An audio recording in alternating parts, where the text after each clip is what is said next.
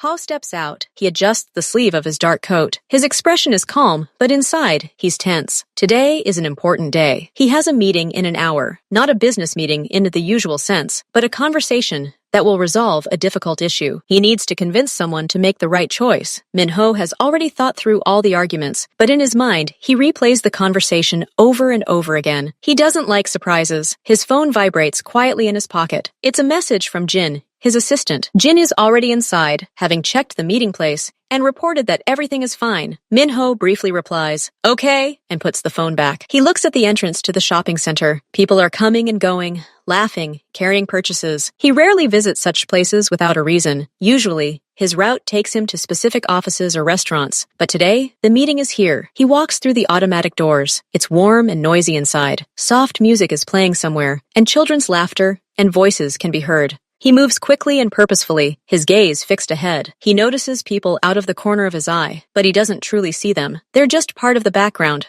obstacles in the way. His thoughts drift back to the upcoming conversation. He needs to be firm, but not rude. Show strength, but also make it clear there's a way out. He passes a cafe, a flower kiosk, and turns toward the escalators. The meeting is scheduled for a small conference room on the 3rd floor. In the office section, having reached the 2nd floor, Min-ho walks along a wide gallery. He's almost to the stairs leading up when his path is suddenly blocked. Directly in front of a small cosmetics store, in the narrow space between the display case and the railing, stands a young woman. And not just standing. In front of her are 2 modest used strollers, parked side by side. The door to the store is narrow, and one of the strollers is slightly wider. The woman tries to carefully push one in first, but the other one is outside, and she can't leave it unattended. She rolls the stroller back and looks back and forth between the door and the children, sighing. Min-ho freezes for a moment. He should just go around, but the space is tight. To get past, he must either ask her to move or carefully squeeze between the stroller and the railing. He chooses the latter. He takes a step, turns sideways, and begins to move forward. At that moment, the woman, Shanice, tries to roll the stroller into the store again, and her movement coincides with Min-ho's. They almost collide. He instinctively steps back, stepping on someone's shadow. "Oh, I'm so sorry," Shanice says, pushing the stroller back. She looks confused and very tired. There are light shadows under her eyes, and her hair is pulled back into a loose ponytail. She looks at Min-ho, then at the strollers, and back at the door. It's clear she desperately needs to get inside, but the task seems impossible. She bites her bottom lip, trying to decide what to do. Min-ho is ready to just leave. His time is precious. Every minute counts. He looks away, intending to bypass this mundane problem, when he suddenly notices a small pink onesie moving in one of the strollers. And from the second, a quiet, disgruntled whine comes. His gaze automatically glides over the children. 2 small faces, very similar to each other, a girl and a boy. Shanice sees the man looking at the children, not at her. It's strange. People usually look at interruptions with irritation. She takes a deep breath, gathering her courage. The thought of asking a stranger for help, especially one so serious-looking, seems crazy, but exhaustion gets the better of her. She needs milk for Amir. It'll be over soon, and tomorrow there won't be time. She clasped her fingers, rubbing them nervously. Sir?" Her voice is quiet and hesitant. Min-ho turns his head toward her. His expression is blank. He's simply waiting to see what comes next. "Sorry to bother you," she begins, hesitating. I just need to run inside for 2 minutes to get one thing, but I can't bring both." She pauses, hesitates, and then the words come out. "Could you just stand here with them? Just for a little while. I'll be right back." She says this and immediately looks at him warily, expecting a sharp refusal or even ridicule. She's ready for him to simply snort and leave. She's already mentally scolding herself for this stupid idea, but she's very tired. Min-ho looks at the woman. He sees weariness in her every movement, in her tense shoulders, in her timid gaze. Inside, he resists. He has a schedule, a meeting, an important conversation. Jin is already waiting upstairs. Every second matters. His mind is already formulating a cool, polite refusal. "Sorry, I'm in a hurry," but his gaze involuntarily drifts to the strollers again. The girl in pink is babbling something, waving her fist. The boy, Amir, has already stopped whining and is simply staring off into space with his huge dark eyes. There is no anxiety, no irritation, no haste in them. There is simply a calm existence. And this thought,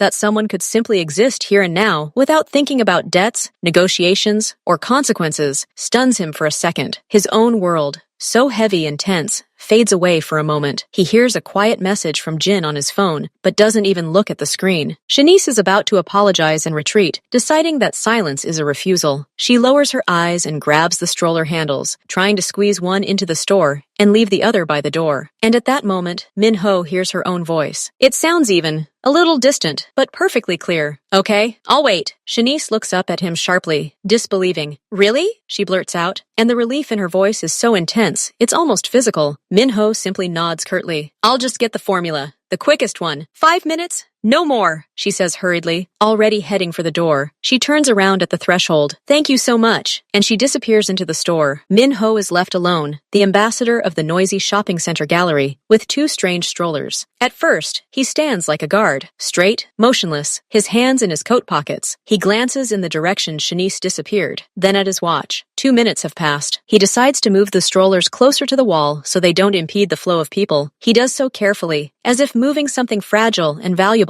He takes up his position next to her again. Now his gaze is involuntarily drawn to the children. The girl, Ali, has noticed him. She stops flapping her hands and looks at the unfamiliar face with a childish, bottomless curiosity. Then the corners of her lips twitch, and a genuine, toothless smile spreads across her face. Broad and selfless. Min-ho blinks. This simple gesture takes him by surprise. No one has smiled at him so simply and openly in, he doesn't even remember how many years. In his world, smiles always mean something. They conceal tension, are part of a deal, show superiority or submission. This smile doesn't want anything. It just is. He slowly squats down to be level with the stroller. Now he can see them both. Amir is staring intently at something on his fingers. The world around them, the hum of voices, the music, the footsteps, is suddenly muffled for Min-ho. He doesn't hear it. He hears only the quiet sniffles of the babies, their soft squeals. He watches Ali try to catch a toy hanging from the side rail with her foot. This is her whole world now. Something strange is happening inside him, where a calculating coldness always reigned. The tension in his shoulders, his constant companion, is slowly beginning to ease. Thoughts of the meeting, of Jean, of the difficult conversation, float away somewhere far away and lose their sharpness. There is only this quiet island, a refuge from the noise. These 2 small people, completely defenseless and trusting.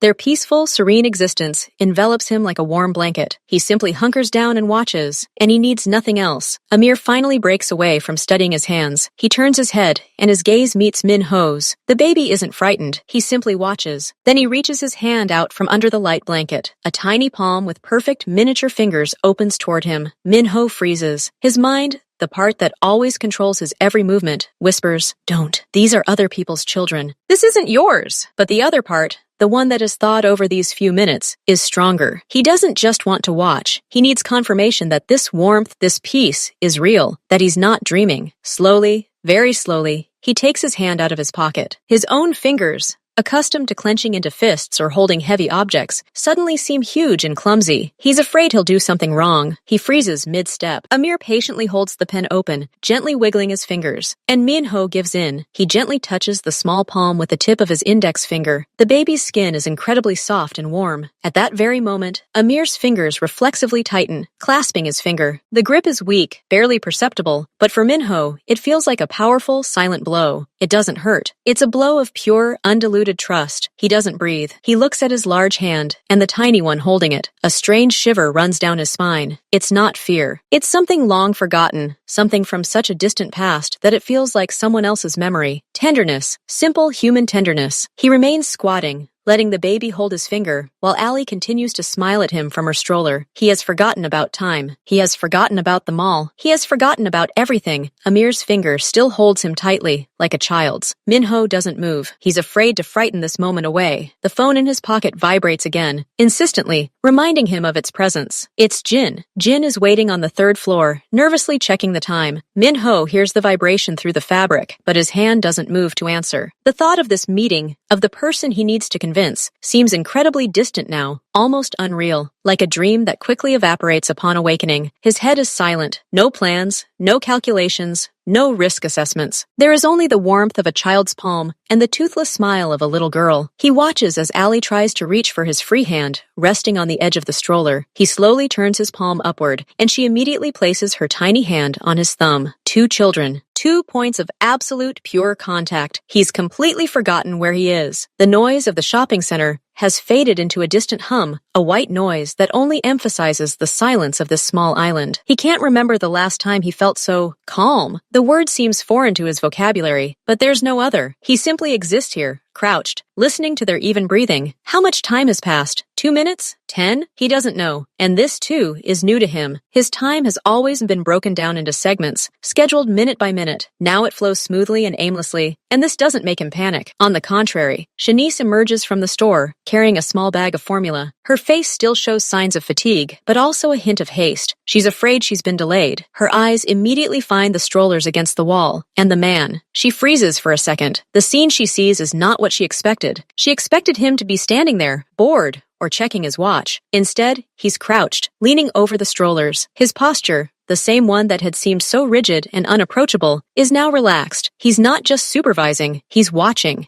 He's watching her children with such intense, profound tenderness that it takes her breath away for a moment. Ali and Amir are calm. In fact, they look peaceful. Amir even holds his finger, and the man allows him to do so. Shanice slowly approaches. The scrape of her shoes on the floor makes Min-ho look up. He meets her gaze, and there's none of her usual distance or polite coldness in his eyes. They're different, softer, a little confused, as if he'd just been awakened. "Here I am," Shanice says quietly, somehow embarrassed. "Is everything okay?" Min-ho nods slowly. He carefully, so as not to disturb Amir, frees his finger. The baby chuckles, but doesn't cry. Min-ho stands up. His knees are slightly numb, but he doesn't notice. "It's okay," he says, his voice a little muffled. They're very calm. Shanice looks at the children, then back at him. A wave of sincere, fervent gratitude washes over her. This wasn't just help. He'd given her these few minutes of silence, and even cared for her little ones. Not as objects, but as people. "I don't know how to thank you," she says, her voice shaking with emotion. "You've really helped me a lot, more than you know. Thank you." She smiles at him, and this smile is no longer tired, but warm and alive. Min-ho looks at that smile. He sees gratitude in her eyes. And again, just like a few minutes ago, he hears his words before he fully understands their meaning. They come out of him on their own, driven by that strange, warm feeling of emptiness and peace that the children left within him. He doesn't want this moment to end. He doesn't want to go back to the 3rd floor, to his ordinary life. Here, with these 3 people, he feels good. Do you need to go somewhere else?" he asks unexpectedly. Shanice blinks, confused. "Excuse me?" "At the mall," he clarifies, his speech, usually so precise, now a little halting. "Perhaps you need to buy something? Or just rest? You look tired." Shanice smiles nervously, shrugging. "Rest? With 2 little ones? That's out of the question. Yeah, I need a few other things, but..." She nods at the strollers. "They're complicated." Min-ho takes a step forward. His decision crystallizes in an instant, becoming absolutely clear. "I'll sit with them," he says firmly, "while you do what needs to be done, or just sit somewhere quiet. Have some coffee." Shanice's eyes widen. She looks at him, trying to find any hint of humor, or worse, some hidden agenda in his expression, but all she sees is a strange, genuine seriousness. You're suggesting..." She can't even finish. It sounds insane. A stranger she met 10 minutes ago is offering to babysit her children while she goes shopping? Ho says simply, "You have things to do.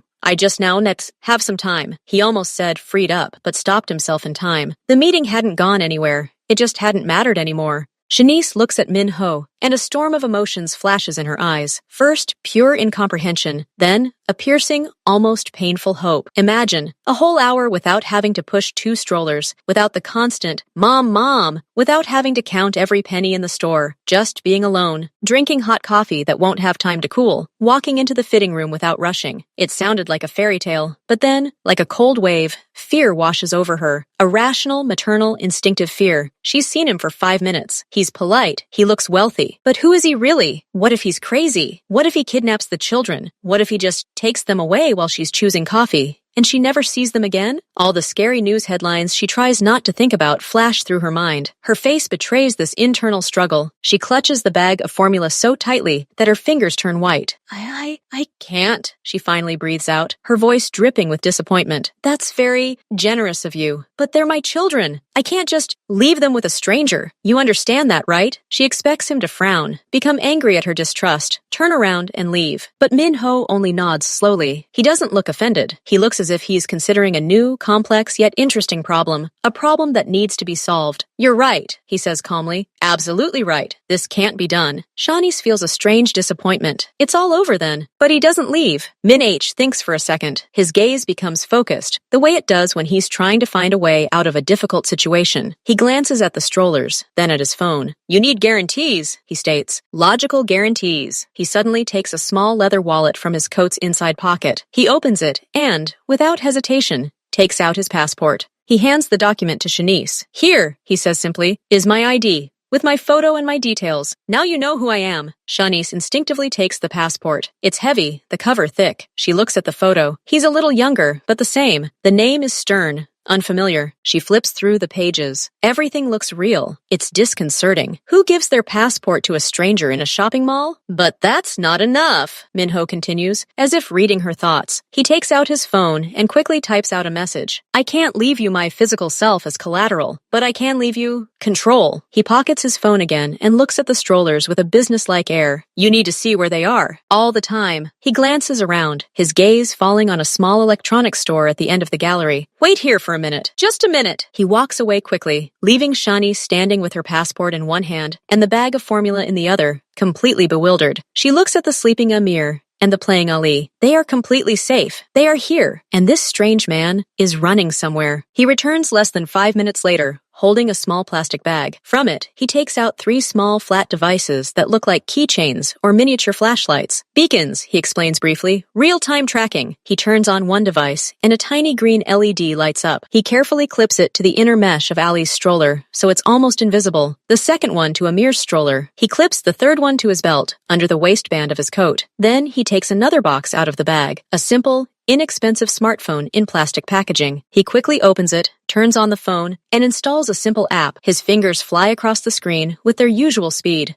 Here, he hands her the phone. The app screen displays a schematic map of the mall floor. 3 bright dots are blinking on it. Blue, green, and red. Blue is me. Green is this stroller. He nods at Ali. Red is this one. You'll see where we are. Every second. If any dot moves outside this building or moves away from the others, you'll know instantly. Shanice looks at the screen, then at him. Her defenses are cracking. This isn't just some strange act of goodwill anymore. It's a well-thought-out system. He doesn't just ask for trust. He provides it. Technically and documentarily. You have my passport. You have real-time surveillance, Minho says, his voice thick with the final decisive argument. I'll stay here on this bench with them. I'm not going anywhere. Only if I go to that store. He points to the children's department across the aisle to buy them a few things they need. You'll see. Your hour or 2. Go. Shanice takes a last deep breath. She looks at his face, at the calm children, at the blinking dots on the screen of the phone in her hand, at the passport in her other hand. The fear recedes. Not completely, no. It's faded somewhere in the background, turning into a soft background ringing, but it's drowned out by the overwhelming, almost dizzying possibility, the possibility of simply being Shanice, and not the mother of twins. She nods slowly. Okay, she whispers, then louder. Okay, for an hour. I'll probably go to the salon.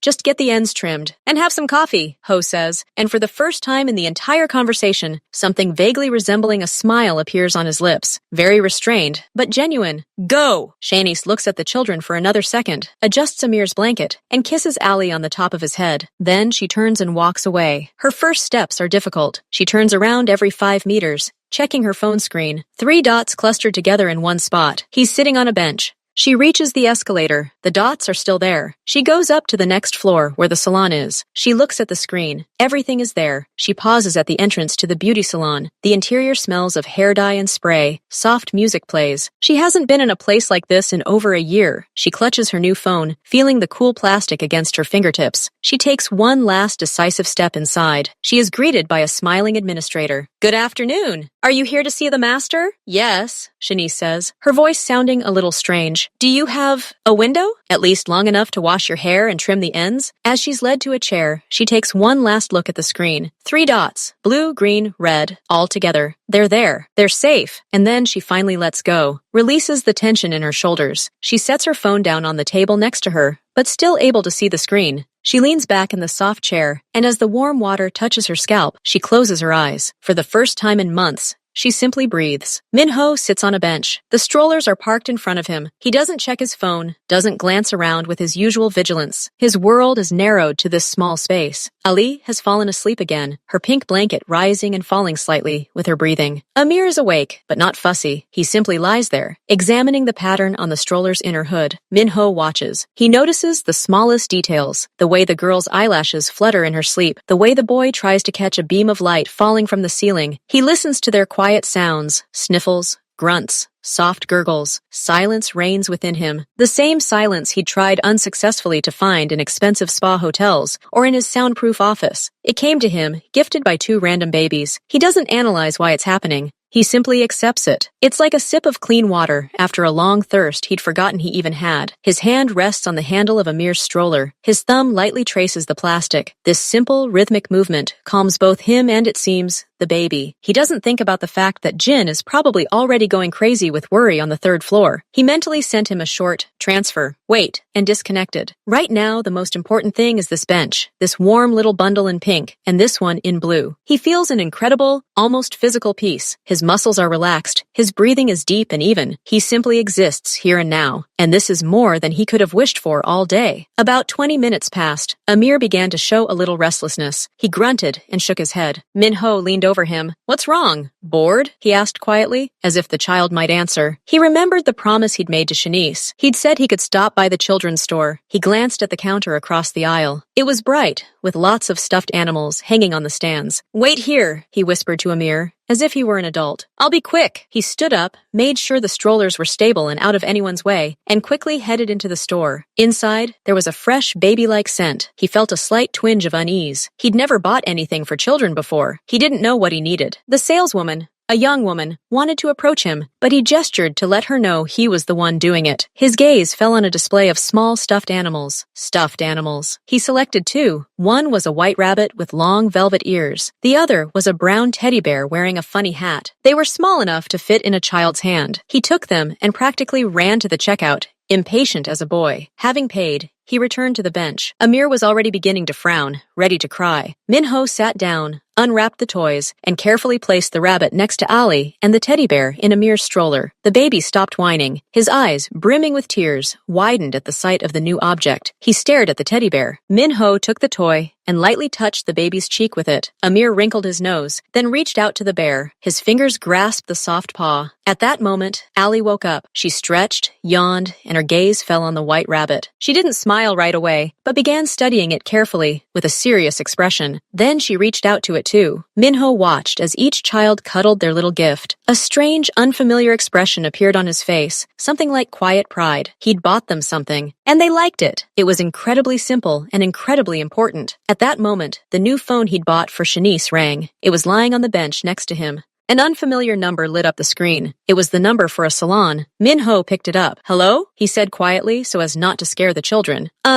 It's me, Shanice? Her voice came over the phone, a little guilty and tense. Is everything okay there? She called from the administrator's phone. She was afraid to let her new one, with the tracking app, go far away, even while washing her hair. Everything's fine, Minho replied immediately, his voice softening and soothing. Ali's awake, Amir's awake. Everything's calm. He heard her breathe a sigh of relief on the other end of the line. Okay, just checking. Take your time, Minho said, looking at the children and their toys. They have important things to do right now. They're exploring their new friends. What friends? Shani said, a hint of alarm in her voice. A rabbit and a teddy bear, little ones. They seem to like them. There was a short pause. Did you buy them toys? Yes, just little ones, so they don't get bored. Shanice paused again. Her voice, when she spoke again, was different, warmer, more relaxed. Thank you. That's very sweet. I'll be right back. I'm already being cleaned. Okay, take your time, Minho repeated. Everything is under control. He hung up. On his phone screen, he saw that the 3 dots were still together. The blue one, him, and the 2 colored ones, the strollers. He put the phone in his pocket and looked at the children again. Amir was already trying to put his paw in the teddy bear's mouth. Ali was pressing the rabbit to her cheek. The world on the bench was perfectly normal. Minho put down his phone. The peace and quiet of the bench enveloped him again. But now a new thought was forming in his head. He looked at Ali and Amir in their modest, unmarked overalls. Toys were nice, but they were small, momentary. He felt something more, a desire to care, to provide, to fill the voids he had without realizing it. seen in them. His gaze fell on the baby section again. The displays were filled with bright, beautiful clothes. The shelves were overflowing with boxes of diapers, jars of formula, and all sorts of useful little things. Shanice had said she needed one more thing. Something important, probably. And since he was here and had the time, why not do it for her? And not just buy one thing, but everything she might need. He didn't know exactly what he needed, but the store was big. He could figure it out. The decision came instantly. He stood up carefully, adjusted the strollers so they were securely fastened together, and slowly, like a large ship towing two small boats, headed toward the store. Amir, captivated by the bear cub,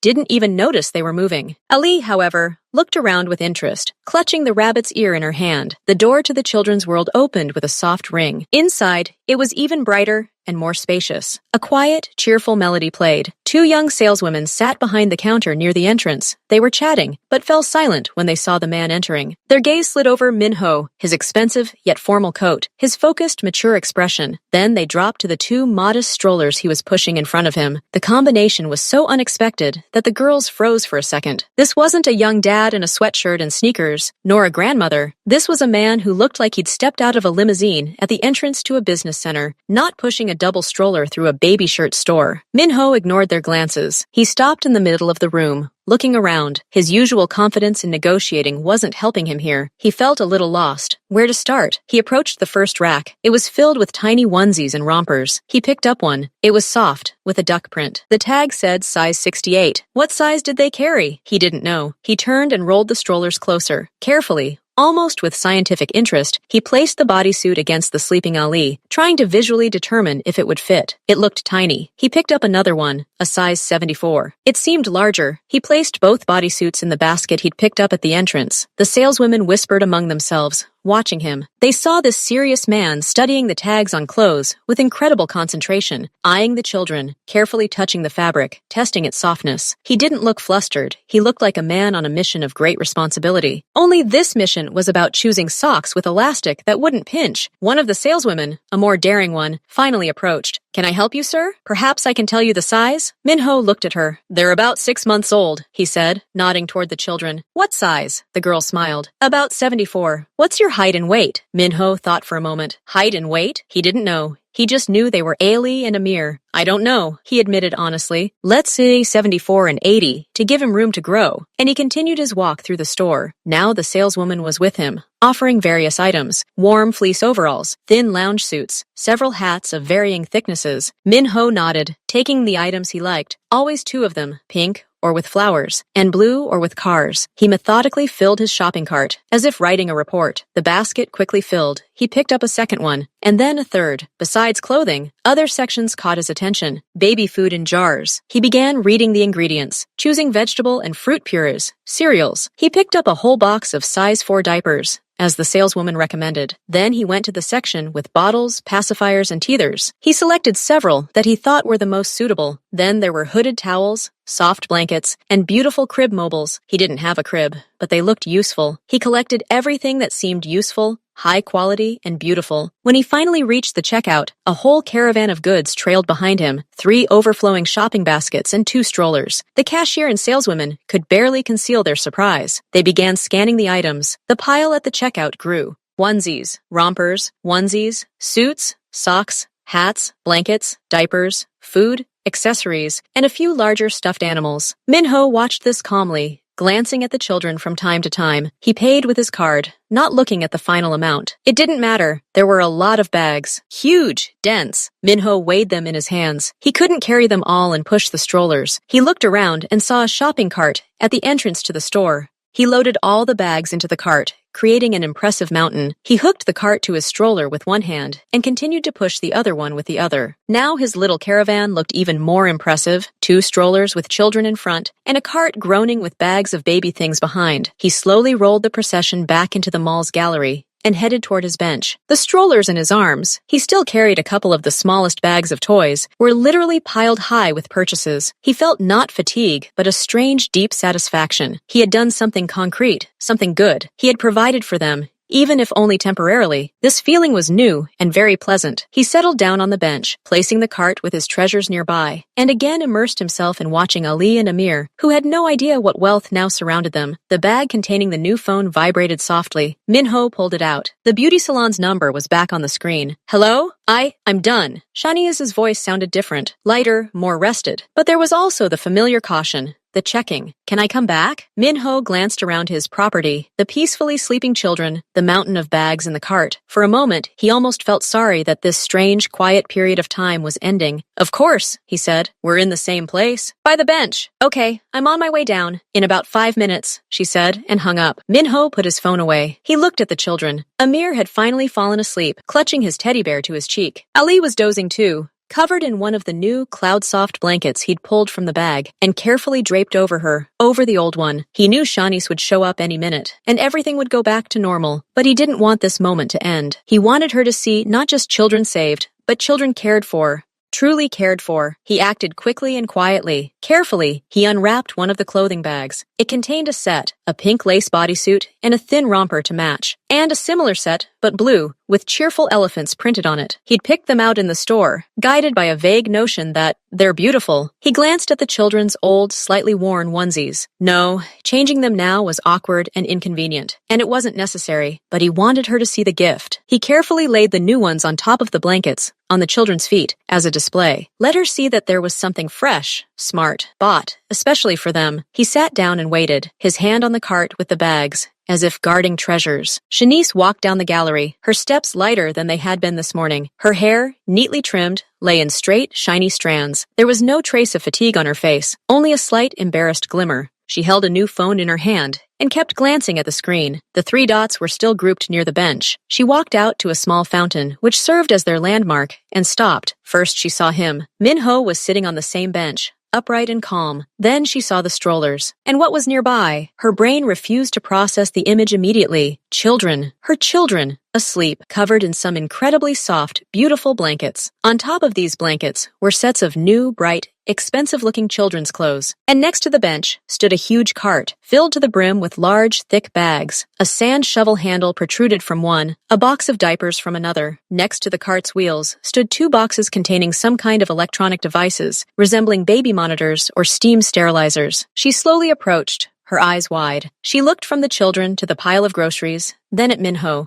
What is this? She breathed, pointing at the cart. Minho stood up. Necessary things. Clothes, food, diapers, a few other things. All of this? This whole cart? Her voice rose to a high note. He nodded as if it were self-evident. Yeah, I wasn't sure exactly what I needed, so I got a few different ones, and a little bit of room for growth. Shanice walked over to the strollers. She touched the new pink bodysuit lying on Ali. The fabric was soft, expensive. She looked up at Minho. You bought my kids half the store. They should be clothed and fed, he said simply, as if he were uttering an absolute truth. And you should have less trouble. Shanice felt a hot flush spread across her cheeks. It was a mixture of shock, incredible gratitude, and acute embarrassment. She had never seen such generosity in her life. No one had ever done anything like this for her or the children. It was overwhelming. I don't know what to say, she whispered, clutching the phone in her hand. Minho's passport already clutched convulsively in her other palm. It's too much. I can't take it all in. It's a fortune, Minho shrugged, as if he were talking about a couple of bottles of water. They're just things. They're necessary. Don't think about it. But how can I not think? She exclaimed, tears welling in her voice. You're a stranger. You looked after my children.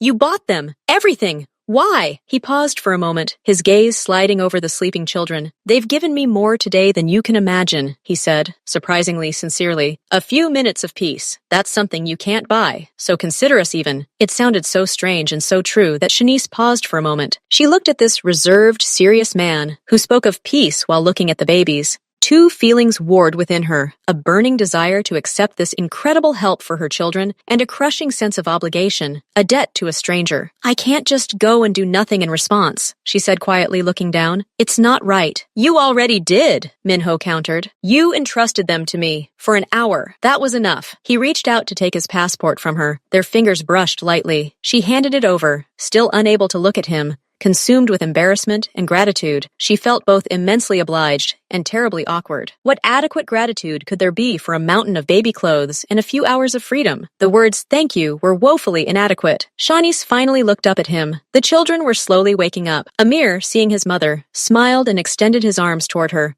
Shanice said, picking up her son. And sleep, and all this. She looked again, confused, at the cart with the bags. How was she going to get all this stuff on the bus? Minho also stood up. The idea of simply saying goodbye here, by the fountain, and leaving suddenly seemed incredibly wrong, abrupt, as if he would cut short something important that had just begun. He didn't want that. "Let me drive you," he said firmly, but without pressure. "By car. It will be easier with all your things." Shanice, cradling Amir in her arms, hesitated. This was another step into the unknown. Getting into a car with a stranger. "And have dinner on the way," he added, as if it were a self-evident continuation. "You must be hungry, and it's probably time for the children to eat too." He spoke so simply, as if solving a logistical problem, and there was nothing frightening about it. There was only practicality. Shanice looked at the sleeping Ali, at the pile of bags, at her reflection in the glass of the storefront, at the well-groomed woman she had been an hour ago. She was tired, but not so exhausted. And she really did need to feed the children. "I don't want to burden you," she weakly tried to object. "It's not a burden," Minho snapped. He was already pulling out his phone. "I'll call a car. It'll be at the main exit in 5 minutes. Do you need anything else before you leave?" She shook her head, knowing resistance was futile and, frankly, undesirable. The thought of not having to push 2 strollers and lug bags onto a crowded bus was too tempting. "Then let's get ready," he said, and began carefully transferring the bags from the cart back into the large bags he was carrying. The car, dark and quiet, pulled smoothly to a stop outside a low-rise apartment building on the outskirts of town. Gene, the driver, silently got out to help unload the luggage. His face was completely impassive when he saw his boss carrying strollers and weighed down with shopping bags. Minho helped Shanice carry everything to her door on the 4th floor. The building's elevator was out of order.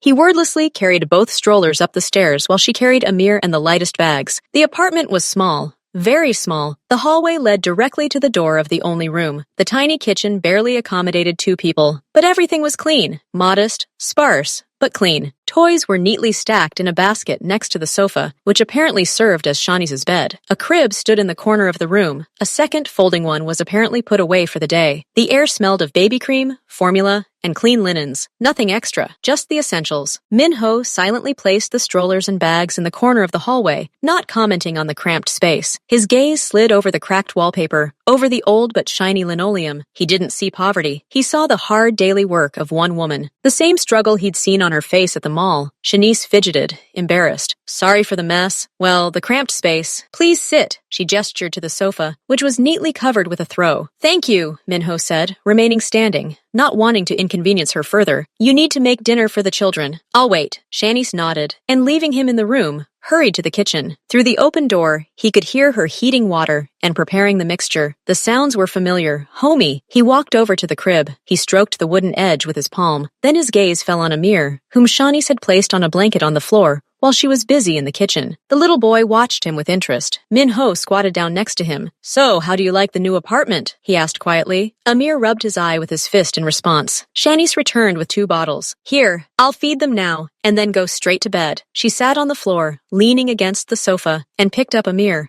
She handed the second bottle to Minho, looking at him with a silent question. He understood. Slowly, carefully, he took the bottle. Shanice nodded toward Ali, who was awake in the stroller. "Can you feed her? It'll be faster." Minho wordlessly picked up the girl. He felt his large palms envelop her small body. He settled down next to Shanice, leaning against the sofa, and brought the pacifier to Ali's lips. She began to feed greedily, her dark eyes never leaving his. So they sat there on the floor, in the cramped room, in complete silence, except for the sounds of the children drinking formula. No one spoke. There was no need. Shanice watched furtively as this huge, serious man held her daughter with incredible care and concentration, adjusting the bottle, catching a drop of milk from her chin with his thumb. After the babies had finished eating, Shanice picked them up to burp them. Minho stood up and silently began putting the empty bottles away in the kitchen, rinsing them under the tap. When he returned, Shanice was already changing Amir into a fresh diaper. She handed him a clean diaper and some wet wipes. "Please hold her, and I'll hold him." And again, without further ado, they worked together. Minho, following her quiet, monosyllabic instructions, replaced Ali with surprising precision for a novice. His thumbs seemed clumsy with the tiny Velcro straps, but he managed. Then the children, clean and well-fed, were placed in their crib. Shanice covered them with a light blanket and turned off the overhead light, leaving only the crescent-shaped nightlight on. They went into the kitchen. Shanice poured him a glass of water and one for herself. They stood in the cramped space, listening to the children's even breathing from the room. Shanice said again,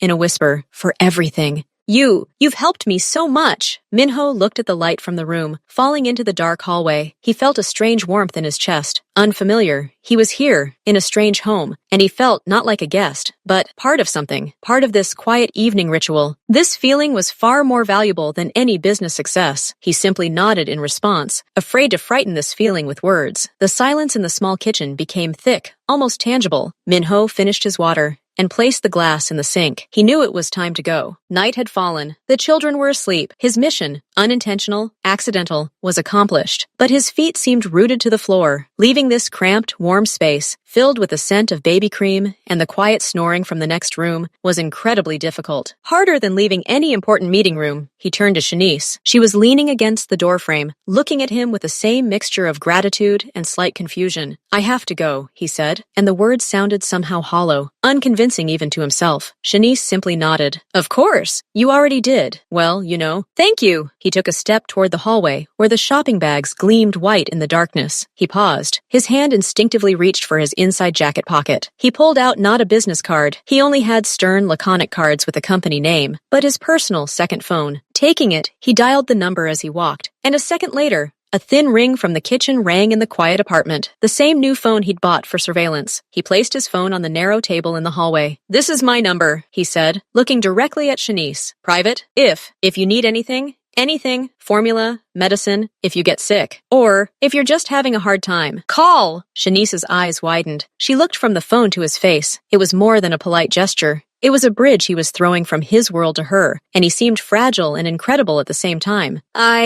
Okay, she breathed out. "Thank you." Again. He stood for another second, as if considering something, then nodded decisively and stepped out onto the landing. The door closed behind him with a soft click. He froze, listening. No sounds came from beyond the door, only the silence of a strange house, in which he had abandoned a part of his peace. Outside the door, Shanice leaned her forehead against the cool wood. Her heart was beating strangely and loudly. She heard his footsteps fade down the stairs, and the front door slam. Silence filled the apartment again, but this time it was different. She turned and looked at the bags piled high in the corner. At the phone on the table, she slowly walked over and picked it up, a simple, inexpensive device. It had one number stored in its memory, and the passport he had so easily handed over lay nearby. The next morning, life returned to its usual difficult routine. Amir woke up at 5 in the morning, Ali at 5:30. There were diapers to change, formula to prepare, crying to soothe, and porridge to make for the day. But today, something was different. She unwrapped one of the bags. She pulled out a new jar of fruit puree, expensive, high quality, the kind she would never have bought herself. She fed it to Ali. The girl ate it all with pleasure. Then Shanice dressed the children in new, soft onesies, pink and blue. The fabric was so soft to the touch. The children looked festive in them. All day, as she went about her routine, laundry, cleaning, a walk in the old park, she caught herself thinking about the day before, about how she sat in the chair in the salon, warm water trickling down her neck, about how he sat on the bench, serious and focused, holding Amir's finger,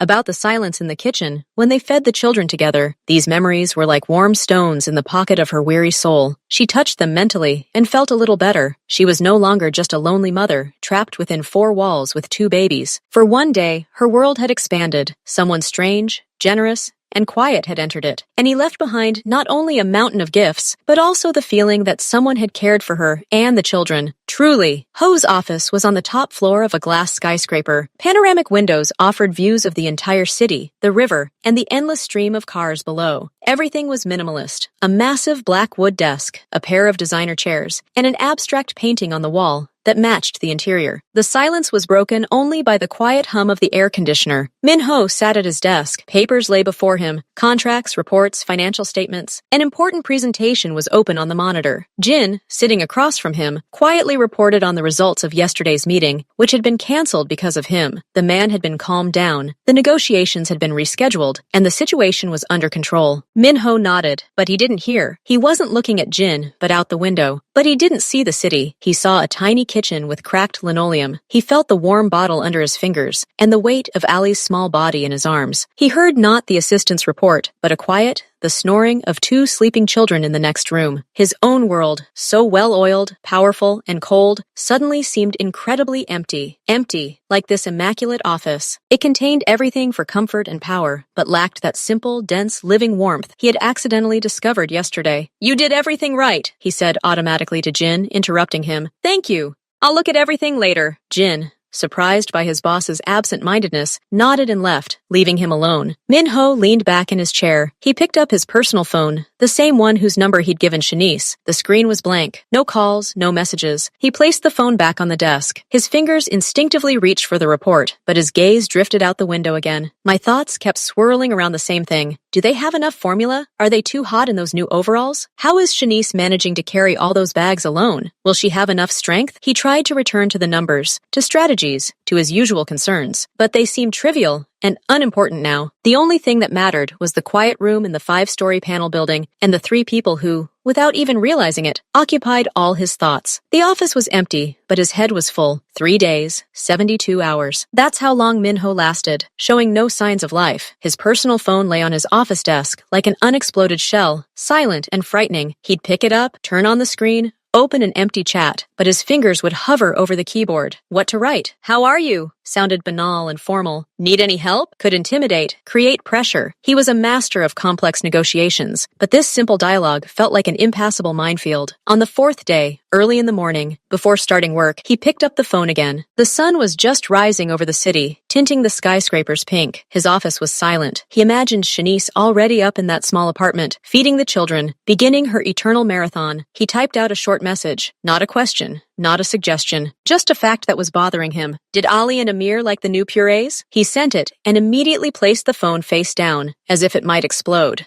He stood up and walked to the window, trying to distract himself with the view of the waking city, but his attention was completely focused on the silent device on the table. 20 minutes passed. Then, finally, a soft vibration. He almost rushed to the table. Ali ate the whole jar. Amir winced a little, but ate it too. "Thank you." A simple answer. Nothing extra. But Min-ho felt something loosen inside him. He immediately responded. Faster, more confidently. "Okay, have you ever gone for a walk in your new overalls? Aren't they too hot?" This time the answer came faster. "We went out. Very comfortable and beautiful. Thank you again. Everything is fine." Everything is fine. Those 2 words had a better effect on him than any profit report. He nodded to himself, as if he'd received a vital message, and was finally able to sit down to his work documents. The bridge had been built. The connection had been established. 2 days later, Min-ho's patience ran out. There were few messages, only short answers to his direct questions about the children's health. This wasn't enough for him, much less. He craved that feeling again. Silence, warmth, simple presence. He didn't bother to warn her. In the middle of the day, after canceling an appointment, he gave Jin the address. He, without the slightest surprise, merely nodded. On the way, Min-ho made the driver stop at a large supermarket. He got out alone and returned 20 minutes later, carrying several heavy bags. They contained fresh fruit that could be pureed, high-quality baby cookies,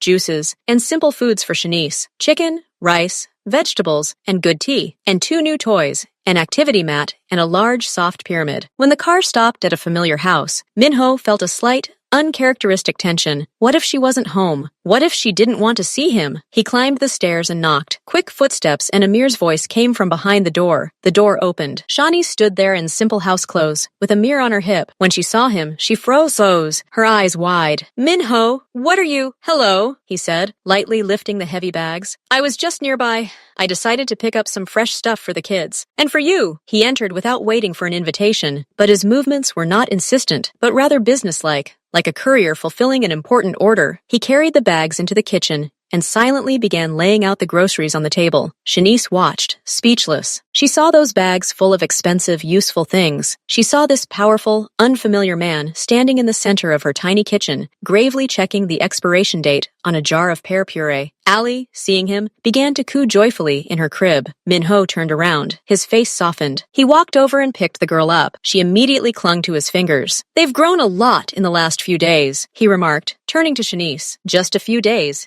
And you can already see it." And so he stayed, all day. He played with the children on the floor, while Shanice prepared lunch from the groceries they'd brought. He spoon-fed Amir, marveling at the way he winced at the broccoli. He sat on the floor again in the evening, helping them put to bed. He was a quiet but constant presence, filling the entire apartment, and Shanice, to her surprise, felt no anxiety, only a strange growing calm. The children were finally asleep. The light was on in the kitchen. The curtains were drawn. They were drinking tea, the same one he had brought. The silence was warm and thick. Minho looked at his tea, then looked up at Shanice. She looked tired, but not as exhausted as when they first met. There was peace on her face, a peace he knew was worth more than anything else, and he was part of the reason for that peace today. He took a sip and set the cup down on the table. The sound was clear in the silence. Shanice, he said her name for the first time all day. It sounded a little unfamiliar on his tongue, but firm. I want to offer you something. Something important. She became wary and put down her cup. What's wrong? If this is about money or other gifts, I can't. No. He interrupted her gently but firmly. This isn't about gifts. This is about the future. Yours, and Allie's, and Amir's. He paused, collecting his thoughts, choosing simple, clear words. Your life here is very hard. You're alone. You have no help. The apartment is cramped, the elevator doesn't work, and moving strollers is a pain. The children are growing. They need space, safety, and fresh air. Shanice listened without moving. I have a big house, empty. It has lots of rooms, a garden, and a fenced area. There's space for strollers, toys, everything. It's quiet and safe. He looked her straight in the eyes. Move in with me. All three of us. Tomorrow. The day after. Whenever it's convenient. Shanice froze, as if she'd been doused with ice water. Her lips parted slightly, but no sound came out. I will provide for you, he continued, his voice low and even, emotionless, which made his words even more weighty. You won't have to work. Ever. Your job is Ali and Amir. To take care of them. To raise them. To be a happy mother. And I, for the first time, he hesitated, searching for the right word. I will provide, protect, and be there. We will be family. He uttered these last words not as a romantic proposal, but as a statement of fact, as the most logical and correct solution to a complex life problem. He was proposing not a marriage for love, but an alliance, a pact. Her motherhood, the warmth, the light of her children, in exchange for his strength, resources, and devotion. He was offering to be everything to them, and for himself, to finally find what he so sorely lacked. The word family hung in the kitchen air, heavy and unbelievable. Shanice recoiled, as if he'd handed her not a cup of tea, but hot metal. Her face paled, her eyes wide, filled with pure, silent shock. She remained silent for so long that Minho began to wonder if some invisible thread had snapped between them.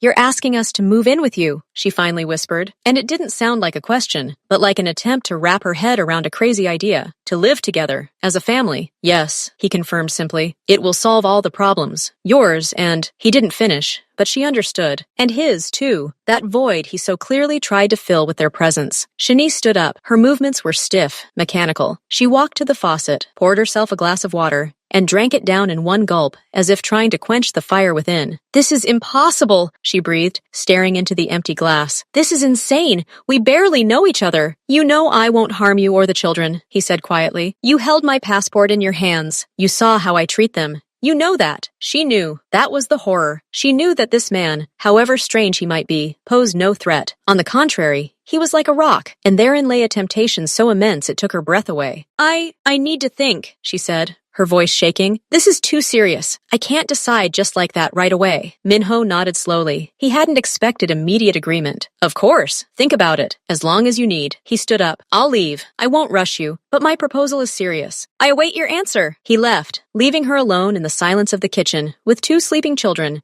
and thoughts rushing through her head like a hurricane. The next morning, after putting the kids to bed for nap time, Shanice dialed her only close friend, Linda. Linda listened without interrupting, as Shanice rambled, rambling and rambling, about the strange man at the mall, the mountains of gifts, the quiet evening in the kitchen, and the crazy proposal. He's Mafia, Shanice, Linda exclaimed into the phone. You know that? He's real, tough. It's dangerous, Shanice said quietly, but confidently, and it sounded like a revelation to her. I've seen him with the children, Lynn. I've never seen anything like him. He looks at them like they're a miracle. And the house. He says there's a garden, a place. And the price, Shanice? Linda asked more gently. Nothing comes for free. What will he want in return? That was the main question. Shanice thought about it. He says, being a family, taking care of the kids, being a wife, I guess, not working. Are you ready for this? For life with such a person? In his world? Shanice looked at the sleeping Amir, at the modest, sparse room, She thought of the endless fatigue, the dread of the end of the month, how Allie had recently caught a cold and she couldn't afford a good doctor. She thought of his large, careful hands holding the bottle, of the silence that came when he was near. I don't know if I'm ready for his world, she answered honestly, but I definitely can't stand another year in mine. Her reply came 2 days later, a short message. We agree, but with one condition. I need to have my own room. And if something goes wrong, we'll leave. Minho replied with one word. Accepted. The move took just 1 day. Minho had people who did everything quickly and discreetly. They took only the most personal belongings, photographs, and favorite childhood toys from the old apartment. Everything else, he says, was already there. The car pulled into a quiet, gated community outside of town. The house wasn't flashy, but huge and understated, made of stone and glass, surrounded by a high fence and a garden.